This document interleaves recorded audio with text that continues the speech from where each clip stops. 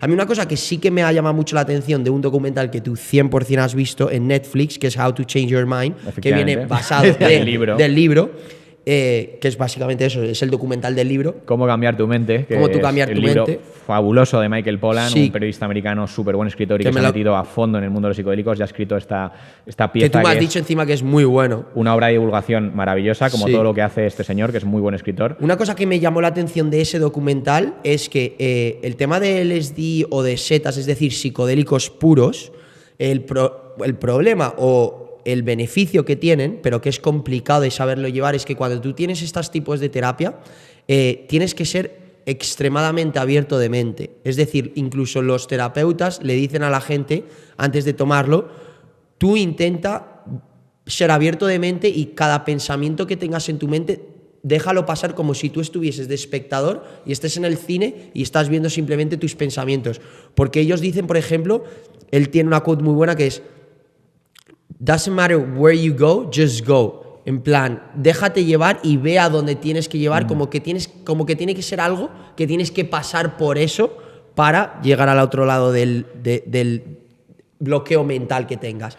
Y eso me parece muy interesante porque, joder, es que hay gente que dice que cuando acaba la terapia, que ha sentido, se pone a llorar porque ha tenido una hipersensibilidad emocional, de que se pone a llorar por el mundo, la pobreza, la criminalidad, los asesinatos, pero que no son asesinatos que a ellos les toca, sino que contraen esa hipersensibilidad emocional. Luego hay otra persona que se llama la Universal Empathy, que es básicamente lo mismo, una empatía universal con todo el mundo. Esa es la experiencia de unidad que os he comentado antes. De hecho, eso que decías, muy interesante. Pero luego puedes tener también trips malos. Sí, claro. Que son esas emociones fuertes, pero como que a mí lo que me negativo, o sea. Pero que lo que me sorprendía a mí es que el terapeuta decía, aunque tengas buenos o tengas malos, simplemente ve y sea abierto de mente a vivirlo. Mira, Bill Richards, que es uno de los investigadores principales del grupo de investigación de Johns Hopkins University, que para quien no lo sepa es de los centros de investigación biomédica más importantes del mundo y es ahora mismo de los primeros en investigación con psicodélicos. Bill Richards tiene un mantra que lleva usando muchos años, ¿no? Que es trust, let go and be open. O sea, confía, confía, déjate llevar y estate abierto. Porque al final, en la experiencia psicodélica se trata un poco de ver lo que emerge, ¿no? A la persona se la prepara mucho para que más o menos esté direccionada, digamos, ¿no? Para que la experiencia le lleve un poco a trabajar en ese elemento que tiene que trabajar, ¿no? Si es una depresión, si es una ansiedad, si es un estrés postraumático, ¿no? Para que vaya un poco a lo que tiene que trabajar. Pero luego, una vez que la persona toma el psicodélico, es difícil de dirigirlo, ¿no? Es básicamente todo depende mucho de cómo estés posicionado al principio, ¿no? Es como un cohete.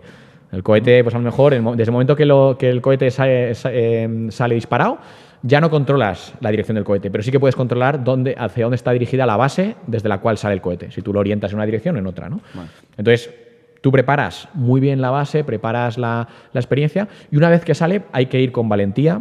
Eso hablo, lógicamente, de lo que se dice en terapia, ¿no? La persona tiene que estar abierta, tiene que aceptar lo que surja, sobre todo tiene que saber dejarse llevar. Una de las cosas que más dificultan las experiencias psicodélicas y que más tienden a hacerlas negativas o a tener un mal viaje es como esa ansiedad de control, ¿no? De no quiero perder el control, no quiero tal, porque al final eso lleva a que la persona luche contra el psicodélico y eso nunca sale bien, porque el psicodélico siempre va a ganar. O sea, un fármaco a nivel cerebral, cuando lo has tomado, siempre va a ganar. No vas a evitar que la experiencia psicodélica llegue. Lo que pasa es que va a llegar a tu disgusto y te va a llevar a una experiencia muy negativa, ¿no? Entonces, se trata de que la persona se encuentre en un estado lo más de mayor bienestar posible, de aceptación posible, de apertura posible, para que llegue lo que llegue, no afecte negativamente a la persona. O sea, la persona tiene que saber que no hay nada, o sea, que lo que va a aparecer no van a ser cosas peligrosas, no van a ser cosas o sea, van a ser cosas que tiene dentro de sí mismas, cosas que están en su mente, pero cuando aparezca algo negativo, cuando aparezca algo peligroso, cuando sientas miedo, esta gente que trabaja administrando las sustancias suelen decir que hay que mirar a los ojos a ese miedo y preguntarle, ¿qué vienes a enseñarme?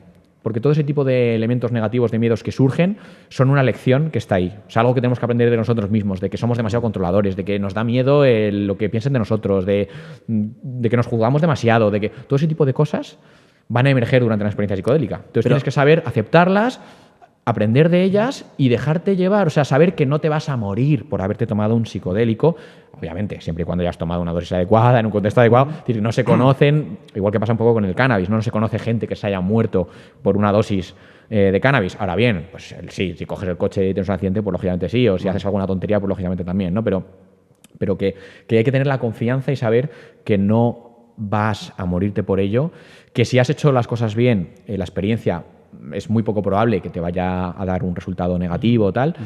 Y bueno, pues que la persona tiene que estar abierta, y la apertura mental es muy importante de cara a tener una experiencia que una sea... pregunta, ¿todo esto que te viene en la cabeza, todo es real? ¿Está dentro de tu mente o es...? Para ti es real. Quiero decir, al final la realidad, si la realidad la creamos nosotros, la realidad del día a día, porque es lo que percibimos del mundo, para ti es tan real como puede ser cualquier otra cosa. Lo que pasa es que tú eres consciente de que es producto del psicodélico. Vale, eso es lo que no... Sí, no, a ver. O sea, tú eres consciente de que lo que estás sintiendo o estás viendo está provocado por la toma Sí, de lo que pasa es que es sustancia. verdad que cuando una persona... Bueno, supongo que depende de los psicodélicos, ¿no? Porque si hablamos del DMT, que es completamente te vuela por 10 minutos, supongo Ahí, que no eres consciente. Según la dosis, según el contexto, la Vale. persona puede perder más o menos el concepto de realidad. Vale.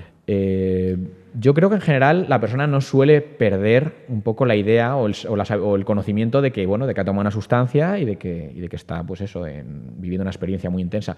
Pero es verdad que a veces mucha gente, cuando toma dosis muy altas o está viviendo una experiencia muy negativa, se le olvida que ha tomado una sustancia y entonces entra en pánico. Ok. O sea, porque es como... ¿Qué me está pasando? Esta es mi realidad, ¿qué me está Claro. pasando? Claro, esa es la cosa, porque yo sí digo, joder, si me viene algo negativo, pero sé que está producido por la sustancia, entonces ahí puedo estar tranquilo y decir, bueno, esto no es del todo real, no me va a matar, no me va a pasar nada, pero si llego al punto de que me olvido de que estoy teniendo esa experiencia y está derivada de la toma de esta sustancia, ahí sí que puedo entrar en pánico. Bueno, A ver. o sea, nosotros tenemos un amigo que nos explicó cuando se metió DMT, un chico que nunca se había metido nada, ni un porro, ni una copa, o sea, solo alcohol, perdón, pero no psicodélicos, ni cannabis, ni nada, y fue a darse DMT, a fumarse DMT, y en vez de pegarse una dosis, le dio lo más fuerte que pudo, y dice que completamente perdió la conciencia en ese momento, todo blanco, todo negro, y luego empezaron a salir luces, significados raros, pero él en ningún momento era consciente de que se había metido nada. Y luego a los 10-15 minutos se levantó y pensaba que llevaba a lo mejor 8 horas. No, es que es verdad. O sea, ciertamente dosis muy elevadas de psicodélicos o ciertas experiencias te pueden hacer olvidarte de que has tomado algo, y eso da mucho miedo. Es decir, la persona se puede asustar muchísimo, ¿no? En plan de qué está pasando, confusión muy profunda. Claro. Hay sustancias que incluso son mucho más propensas a generar esos. Son lo que se llaman delirógenos, ¿no? Sustancias, por ejemplo, como la escopolamina, que llaman burundanga, o la atropina, ¿no? Sustancias que son muy tóxicas, que yo no las meto nunca en el quesito o en la sección de los psicodélicos, porque sus efectos son muy diferentes, vienen de lados diferentes y sobre todo son tremendamente tóxicas, a diferencia de los psicodélicos. O sea, son sustancias que sí que te pueden matar con dosis no demasiado altas, es decir, son muy peligrosas, son muy venenosas. Entonces, esas sustancias tienden a producir mucha amnesia y tienden a producir en la persona ese efecto de no acordarse que ha tomado la sustancia. Y eso da mucho miedo. La persona está muy confusa, no recuerda haber tomado nada, entonces es todo como, ¿qué está pasando? ¿No? ¿Qué está pasando? Los psicodélicos en general no suelen llevarte a ese punto, pero es verdad que a dosis muy elevadas o determinadas sustancias de un consumo que tienen un efecto muy intenso y muy corto en el tiempo, como es el DMT o el 5-meo-DMT, ¿no? Del famoso sapo Bufo alvarius, tienden a producir eso de que te olvidas, ¿no? De que lo has tomado. Como hemos dicho anteriormente, a ver, que yo diga que un psicodélico puro,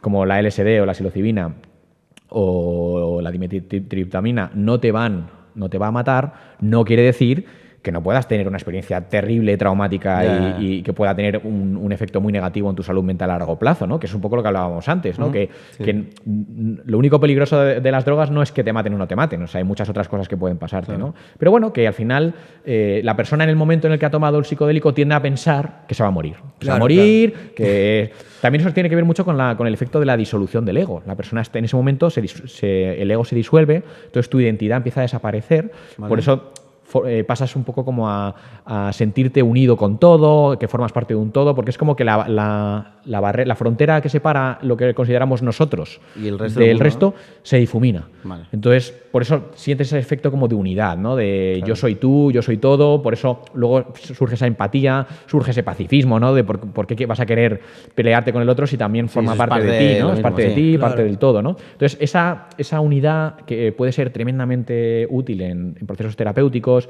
en procesos de reconexión social, pues en personas que no sepan que esto pasa, puede ser terrorífica, puede asustar mucho, porque la persona es la pérdida de tu identidad, es como si te estuvieses muriendo, es como una especie de simulacro de muerte. Claro, claro. Hostias. Entonces eso asusta muchísimo. Entonces lo importante es que la persona sepa que no se va a morir. Y una pregunta, ahora hablando de los efectos y el miedo que puede provocar estos tipos de trip, claro, nosotros estamos hablando que el trip se puede pegar en terapia o es recomendable hacerlo con un terapeuta, en terapia. ¿Qué pasa con supongo que la mayoría de la gente que toma estas sustancias psicodélicas puras o el MDMA, ketamina, que no son puras, pero tienen ese componente psicodélico, en el ocio, en la fiesta? ¿Eso se consideraría reflexivo hacia adentro? Introspectivo. ¿O qué sucedería con eso? O sea, ¿es recomendable, por ejemplo?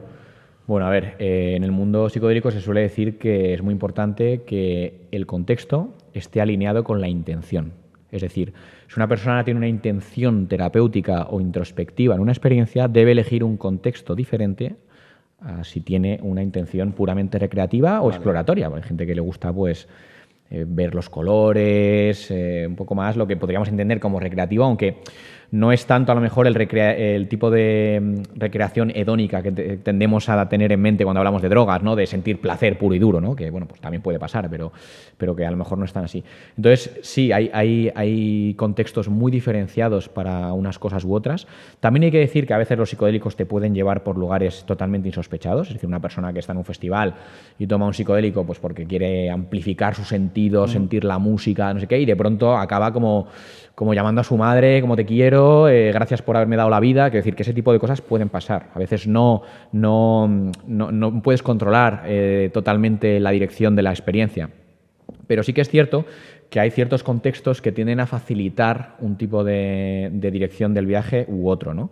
De hecho, siempre se ha hablado mucho en el mundo de los psicodélicos de que los psicodélicos son sobre todo set and setting. Es decir, son sobre todo estado mental y contexto. O sea, al final, todas las experiencias básicamente se van a derivar de cuáles sean esas variables, ¿no? Cómo estés tú y cuál sea tu entorno. Si tú, por ejemplo, te tomas un psicodélico en un festival de música con mucho ruido, con mucha gente, lo más probable es que te genere cierta ansiedad, lo primero de todo, a menos que tengas ya cierta experiencia. Si tienes cierta experiencia no tiene por qué, y probablemente a lo mejor pues puedes disfrutar de una experiencia divertida o creativa o lo que sea, ¿no? Pero si tú, por ejemplo, ese mismo psicodélico lo tomas en un espacio controlado, como puede ser una casa o un jardín a lo mejor, en el que sabes que, bueno, pues conoces a la gente que hay. Estás seguro, ¿no? Que te sientes sí, que seguro. te sientes seguro, muy importante cómo te sientas en el espacio, con una música bajita, con unas luces bajitas, pero sobre todo que más o menos las cosas son controlables, es decir, que si no quieres ver a gente no la ves.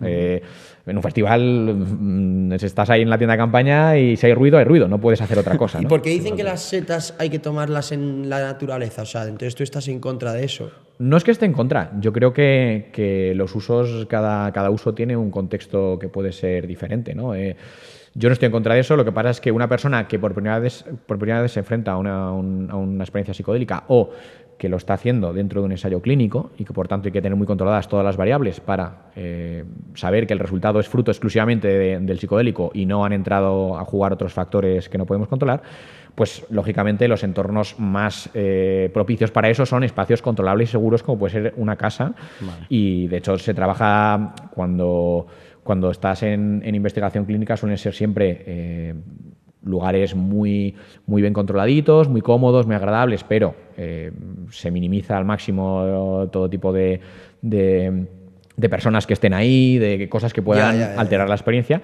Y luego cuando la gente consume psicodélicos en un espacio privado, tiende a buscar un uso en el cual pues está con unas pocas personas, pero no muchas, en sitios en los que no haya mucho ruido, en los que no... Es decir, el uso realmente de psicodélicos en festivales de música, aunque es verdad que está extendido en determinados contextos musicales, no en todos, pero por ejemplo te vas a un festival de psytrance como el Boom Festival, vas a ver mucho consumo de psicodélicos. Vale. Son festivales de trance psicodélicos. De hecho, la temática del festival es psicodélica. Sí. Pero por ejemplo, yo qué sé, te vas a cualquier otro festival, probablemente de los más habituales que encuentras, y no creo que haya mucha gente tomando LSD. Claro. Es mucho más raro, ¿no? Entonces, al final se busca que esté un poco alineado con ese tipo. Y además es que es muy importante porque una forma muy buena de reducir los riesgos del uso de un psicodélico o cualquier otra droga es tener muy en cuenta el espacio en el cual lo estás consumiendo, qué riesgos pueden surgir de ese espacio, es decir, qué malestares pueden provenir del espacio, ¿no? A lo mejor, pues oye, no te apetece estar rodeado de gente desconocida y